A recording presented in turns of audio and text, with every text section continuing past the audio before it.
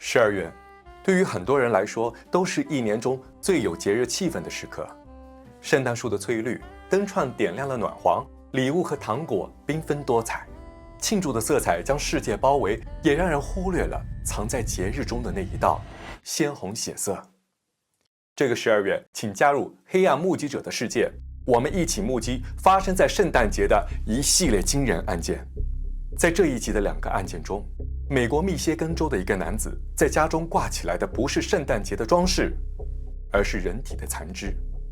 英国伦敦的一个男子递给孩子的不是包装精美的礼物，而是尖刀的残忍袭击。那么，这2起案件是如何成为了当地人的噩梦呢？他们之间有什么共同之处？而在这2起案件的背后，我们可以看到哪些危险信号，以便更好地保护自己呢？让我们一起目击血色圣诞、美国食人魔和英国杀人狂。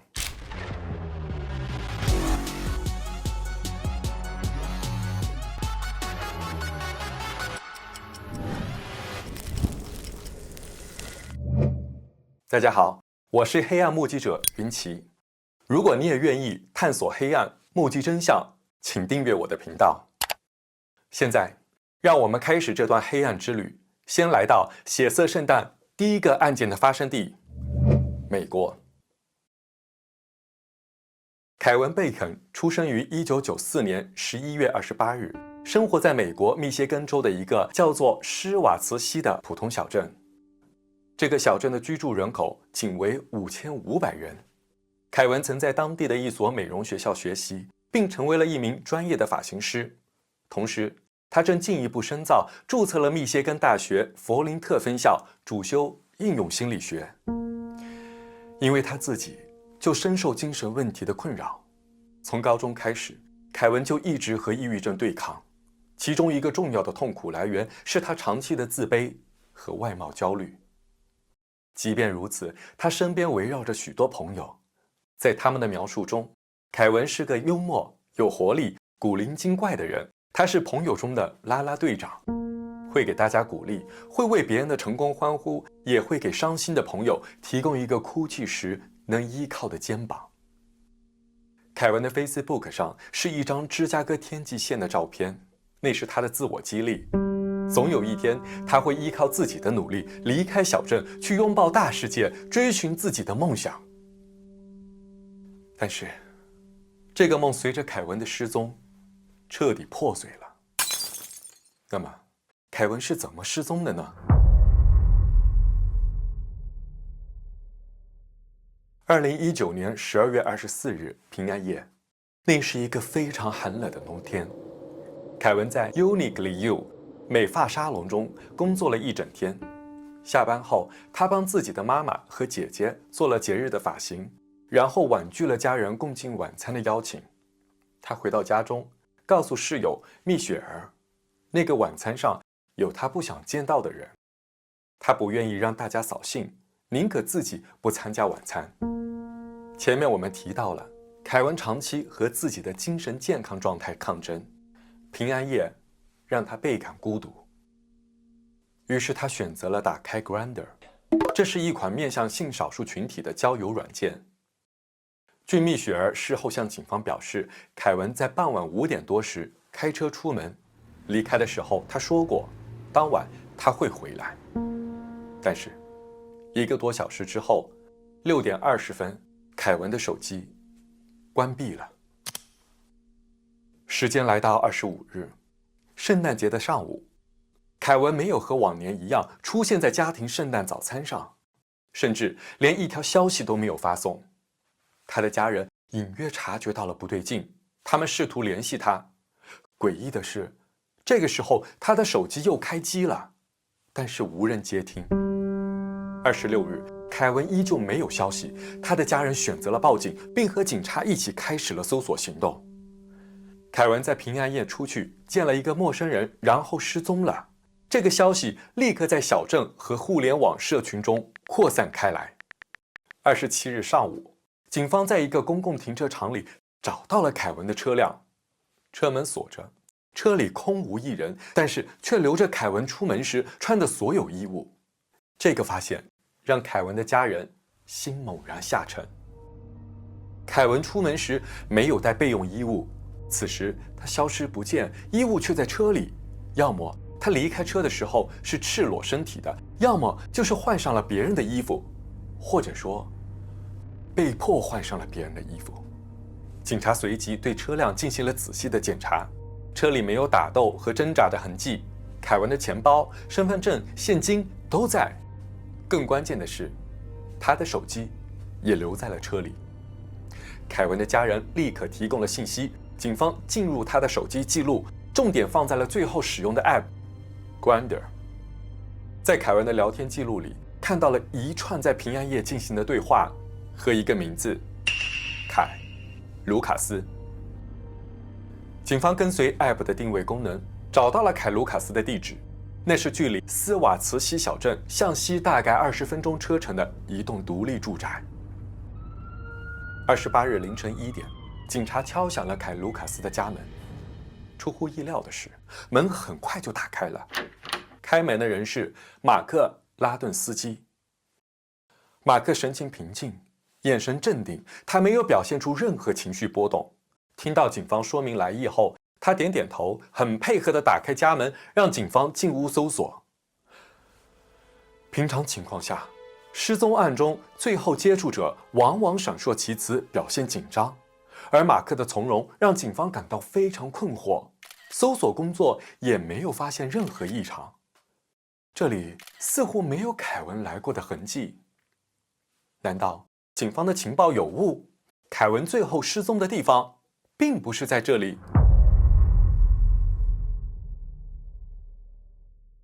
马克和凯文的失踪案完全没有关系吗？让我们先来认识一下他。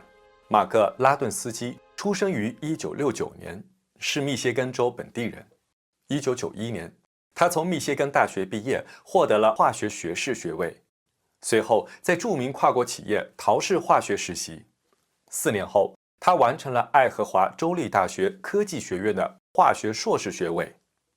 可以说，他是一个事业成功的顾家男人。2001年，他和艾米丽结婚，两人共同养育4个孩子。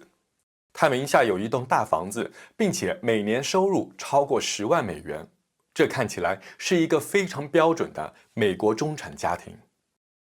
马克的这些背景让警察一度放松了警觉，但是他在开门的镇静之外，却对警察确认他的名字时，表现得有些古怪。他先是给出了2个奇怪的化名，最后才告知警察他的真名马克，并承认他的网名是凯·卢卡斯。于是警方没有轻易离开房子，一名警察在地下室发现了一间隐藏得极深的暗室。接下来，我们将跟随警察的视角进入这间黑暗密室。在这里，我必须提醒一下大家，请先深呼吸，做好心理准备。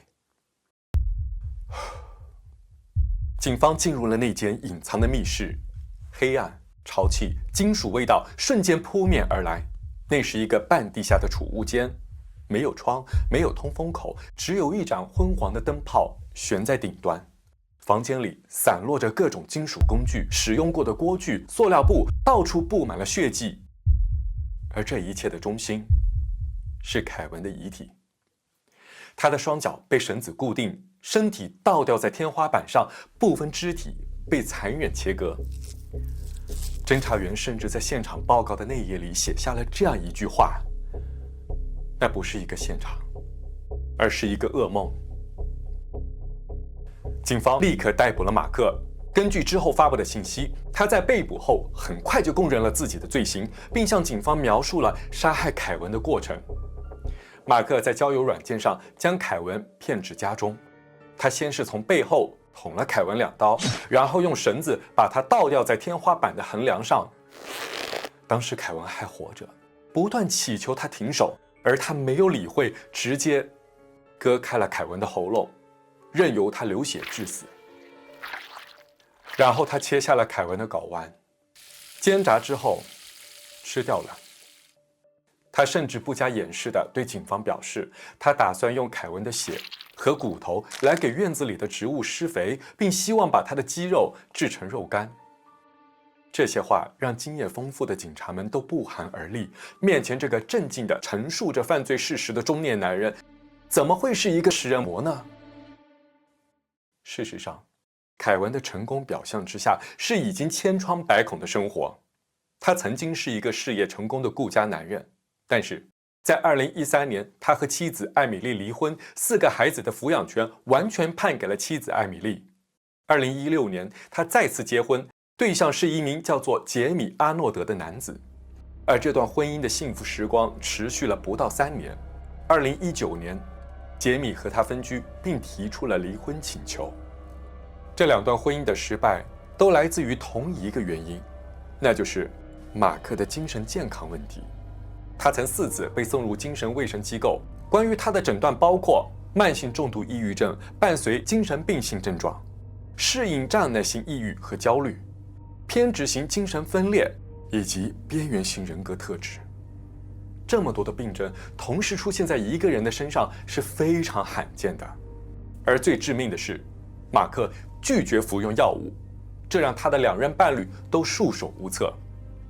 他甚至在和艾米丽离婚之后，违反了养育协议，拒绝将孩子送回给艾米丽，而是将他们带到酒店里住下。他因此被控绑架以及干扰监护权。法院认定马克当时无能力出庭受审，并下令他必须接受心理治疗，直到1年之后，他被评估为恢复了出庭能力。事件的结果是，马克从此失去了对孩子们的探视权。那么，在凯文的案件中，马克会再一次以他的精神问题作为辩护理由吗？事实是，他的律师提出了一个出乎所有人意料的辩护理论。前面我们提到了，凯文也有抑郁的问题，他的尸检证实了这一点，在他体内发现了抗抑郁药物的成分。马克的律师据此提出，凯文因为抑郁向马克表示了自我结束的意图，马克的行为部分是在协助凯文完成自我结束，而并非谋杀。那么，凯文真的和马克有这样的死亡约定吗？凯文的室友蜜雪儿第一个站出来反驳协助自我结束的说法。他说，凯文确实有抑郁症，但从来没有表示过结束生命的意愿。相反，他积极配合治疗，按时吃药，也为未来能去更大的城市生活而一直努力着。警方从凯文和马克在社交软件的聊天记录中也发现，凯文向马克反复提到了确认安全的字句。而从马克的角度去看，则更为讽刺，因为这不是他第一次试图谋杀了。2019年10月10日，那是凯文案件发生前的2个半月。一名48岁的男子詹姆斯·卡尔森拨打了911求救。Shiawassee 911, where's your emergency? I'm in trouble. I can't find my way back to his place if I wanted to. I don't know if you can take me on signal. I'm from New York. I'm walking down the street with a picture knife, sweetheart. I need help. 他说自己被一个男人绑在了地下室里，他设法找到了一把刀，割开了捆绑自己的绳子，得以逃脱。11月25日，一名29岁的男子穿着一条苏格兰皮裙从马克家逃出来，他也拨打了911求救。这2个案件有着相当多的共同点，受害人都曾被马克囚禁在地下室中，警察都来到了现场，但是都没有深入追究就放过了马克。甚至在第2个案件中，受害人在满身是血的情况下被马克追赶，马克对此解释说，他只是要拿回那条苏格兰皮裙。警方竟然相信了这套说辞，并且这2个受害人最终都选择了不立案，将这段黑色经历隐瞒起来。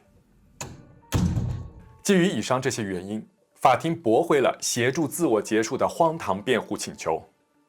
25岁的凯文只是想在节日里得到一点陪伴，他坠入了一个致命陷阱中。来自陌生人的危险如此可怕，那么亲密关系中呢，是否就能完全安全了呢？让我们继续这一段黑暗之旅，来到血色圣诞的第2个案件发生地——英国。这个案件中，出于对未成年人的保护，没有披露受害人的名字，我们就称他为小布朗吧。小布朗出生于2007年，他的父母在多年前离婚，他和母亲一起长大。父亲贾茨威尔·布朗在他生命中的大多数时间是缺席状态。案发时，小布朗17岁，他对于父亲总抱有某种期待。其实这很容易理解，缺失的情感渴望得到弥补，特别是在圣诞节这种象征着团圆的日子里。2024年12月25日，小布朗来到父亲的家中，这是位于圣克鲁兹大道的一套公租房。小布朗期待的是节日的温暖，而他没有想到的是，这天让他唯一感受到的热度，竟然是他的鲜血。傍晚时分，小布朗按照约定来到了父亲贾茨威尔的家。他刚推开门，便闻到了空气里熟悉而刺鼻的味道，那是混合着烟味的化学品气息。只见客厅里凌乱不堪，角落里堆着酒瓶和没有倒的外卖盒。贾茨威尔的女友乔安娜·皮尔森坐在沙发上，对他点头，示意他坐下来。乔安娜38岁，她是贾茨威尔的现任女友，两人共同生活好几年了。乔安娜有2个孩子，她和贾茨威尔没有再生育。邻居们形容两人的关系非常不健康，他们会共同吸食一些有毒的物质，还常常从他们的房子里传出激烈的争吵声。小布朗犹豫着坐了下来，他的心里隐约闪过一丝不安，但是他努力说服自己，别破坏了和父亲共度圣诞节的难得机会。这时，贾茨威尔从卧室出来，眼神疲惫却又兴奋，看起来不久前刚使用过有毒物质。他抬抬下巴，算是和小布朗打了招呼，紧接着语气急躁地招呼乔安娜，要他给自己再来点东西。乔安娜起身离开了沙发，她拒绝了贾茨威尔，理由是不愿意在贾茨威尔的孩子面前吸食有毒物质。这个说法让乔安娜听起来不至于那么没有原则。小布朗暗暗松了一口气，但是接下来发生的事情却完全超乎了他的想象。贾茨威尔的脸突然扭曲，他一言不发，猛地冲向厨房，抓起了一把厨房刀和一把螺丝刀，像野兽一样扑向乔安娜，然后把凶器刺进了乔安娜的身体里。乔安娜发出痛苦的惨叫，她对贾茨威尔惊恐地喊道：“快停下来，你在杀我！”贾茨威尔非但没有停止，反而一次次猛刺乔安娜的身体。小布朗站起身来，这个年仅17岁的少年凭借着本能的勇敢冲了上去，他用力拉住了父亲的手臂，试图救下乔安娜。这时乔安娜似乎已经意识到自己没有活下去的机会了，她用尽最后的力气对小布朗说道：“请帮我告诉我的孩子们，我爱他们。”然后他倒在了一片血泊中。小布朗感到一股撕裂般的痛苦，不仅仅是乔安娜的遗言带给他的震撼，更是真实的身体伤痛。原来贾茨威尔在乔安娜倒地后一刀刺进了小布朗的胸口。事后证明，这个伤口长达12厘米，刺穿了小布朗的横膈膜和肝脏。剧烈的疼痛让小布朗奋起反抗，他用力撞倒了贾茨威尔，然后转身逃离。但是他已经身负重伤，情急之下，他把自己反锁在了浴室里。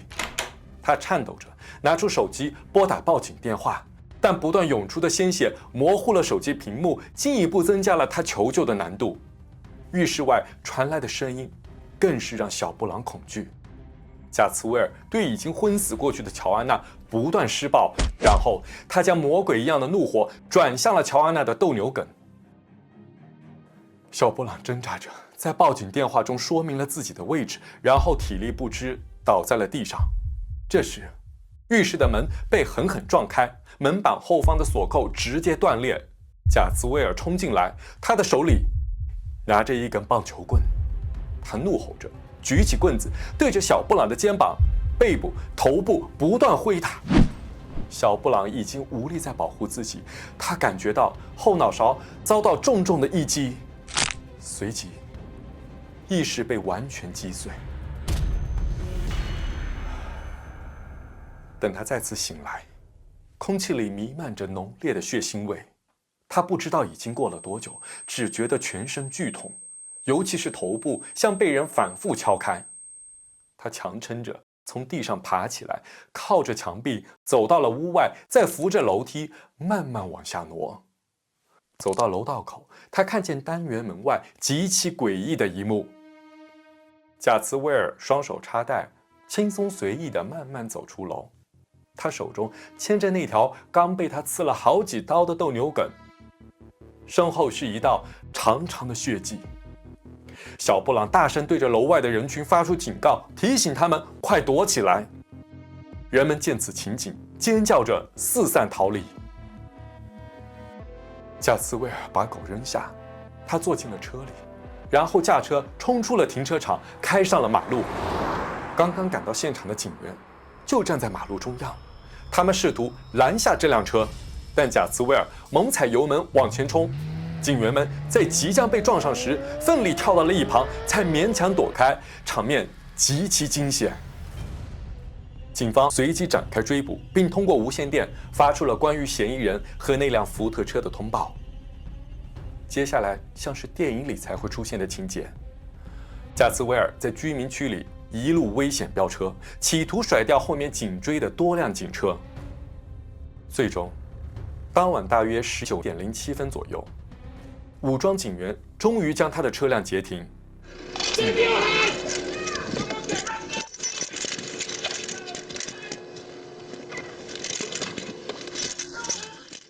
警员们把他从车里强行拽出来，戴上手铐，按倒在地。而此时此刻，小布朗也正瘫倒在地上，他在一片血泊中失去了意识。救护车在赶来的路上，这个17岁的男孩能幸存下来吗？警方逮捕了贾茨威尔后，他的一连串犯罪记录随之呈现出来。贾茨威尔·伦登·布朗于1975年12月11日在伦敦北部出生。法庭记录显示，他此前有10项前科，共涉及15项罪行，包括财物损坏、暴力袭击等等。他的犯罪史最早可以追溯到1994年，那时候他仅仅19岁。小布朗的母亲阿曼达用怪物来形容贾茨威尔。她说，贾茨威尔极其冷漠、凶残，并且专挑脆弱的人下手。同时，她也表示，贾茨威尔几乎从未对小布朗尽过父亲的义务。2009年，也就是小布朗2岁多的时候，贾茨威尔对阿曼达进行了暴力攻击，而被判有罪。他亲手毁灭了自己的家庭。15年之后的圣诞节，贾茨威尔再一次毁灭了家庭。而更可怕的是，这一次，贾茨威尔还毁灭了另外一个家庭。我们把时间拉回贾茨威尔行凶的那个圣诞节夜晚。但是，请先深呼吸一下。贾茨威尔冲进浴室，用棒球棍猛烈袭击了小布朗之后，他把昏迷的儿子丢在原地，转身离开了这间公寓。对面的7号房里住着一对情侣，24岁的蒂奥娜·格兰特和29岁的布拉德利。当时，他们在家里看着电视，享受着一个安静的圣诞节夜晚。不幸的是，他们家门那天没有上锁。贾茨威尔直接推门而入，手里拿着刀和棒球棍，毫无预兆地对他们发起了袭击。贾茨威尔面无表情对蒂奥娜连刺数刀，蒂奥娜全身共有5处锐器伤，其中包括颈部的一处极其凶狠的刺伤，切断了她的颈动脉。布拉德利拼命上前阻止，和贾茨威尔打斗了起来。蒂奥娜用力捂住脖子，跌跌撞撞地走到阳台上，用尽力气发出求救的呼喊，然后倒在了地上，很快就停止了呼吸。贾茨威尔身材更高大强壮，又处于疯狂状态，很快就在搏斗中又占据了上风。他对布拉德利连番猛刺，布拉德利绝望地看着贾茨威尔，大喊着：“为什么？”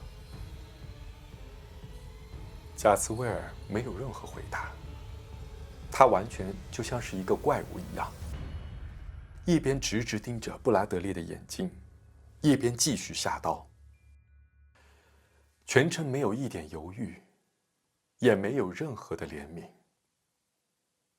布拉德利选择了装死，他倒在地上，骗过了贾茨威尔。事后确认，布拉德利颈部就有20多处伤口，头部也有多处刺伤和割伤，一个手指尖被削掉了1节。但最终，他奇迹般地捡回了一条命。乔安娜和蒂奥娜死亡，布拉德利重伤。那么，小布朗呢？小布朗在几天的抢救之后，最终脱离了生命危险。这个17岁的少年醒来的时候，和布拉德利一样，内心充满了恐惧和无解的困惑。为什么？他只是想在节日里感受一点来自亲情的温暖。为什么收到的却是冰冷的力道？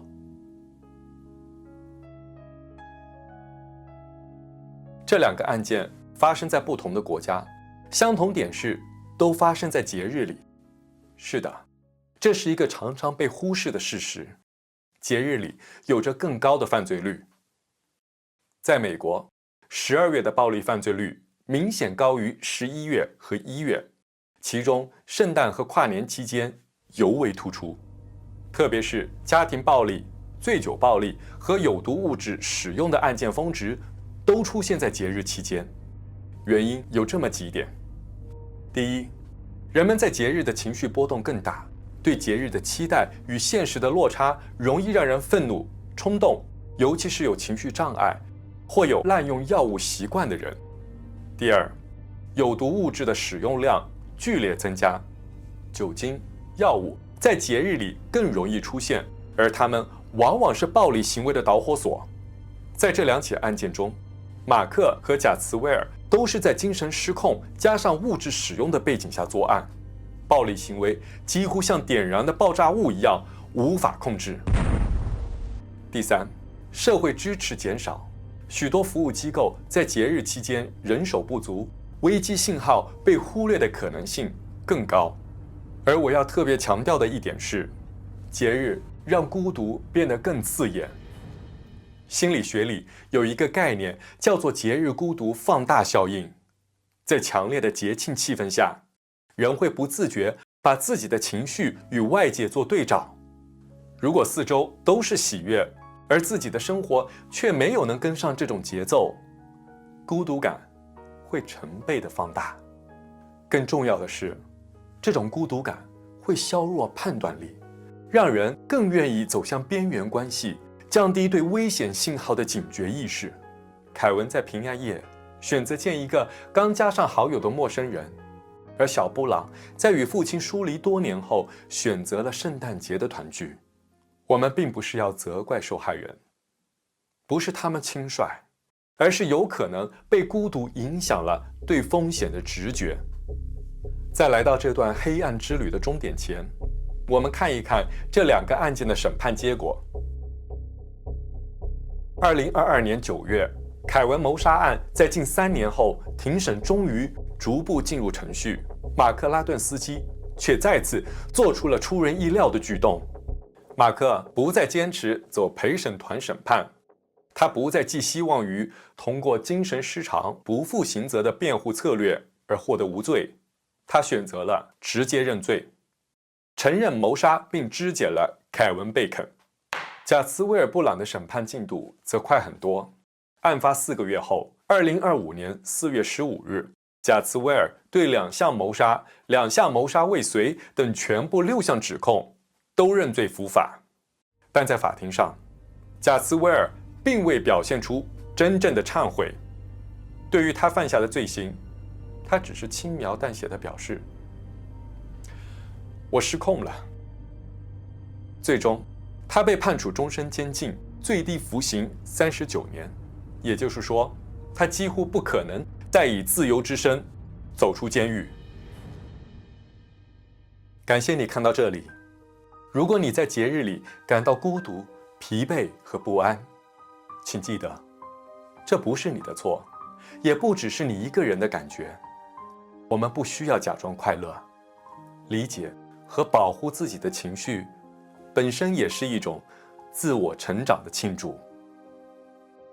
欢迎留言和我分享你对这2个案件的看法，或是你对节日孤独的感受。我是黑暗目击者云奇，下一个血色圣诞的案件将在短视频中呈现，欢迎关注。